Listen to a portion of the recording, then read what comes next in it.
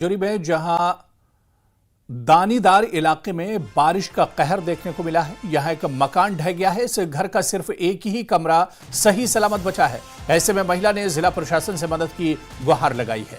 तो बड़ी खबर इस वक्त राजौरी से आ रही है, जहां पर दानीदार इलाके में बारिश का कहर देखने को मिला है, क्योंकि लगातार मौसम खराब है और खराब मौसम की वजह से, लगातार बारिश की वजह से यहां एक मकान ढह गया है और इस घर का सिर्फ एक ही कमरा सही सलामत बचा है। ऐसे में महिला ने जिला प्रशासन से मदद की गुहार लगाई है।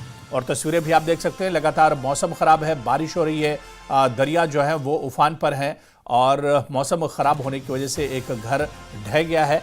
ये तस्वीर आप देखिए किस तरह से लगातार बारिश की वजह से ये मकान गिरा है और सिर्फ एक कमरा अब सही सलामत इस घर में बचा है।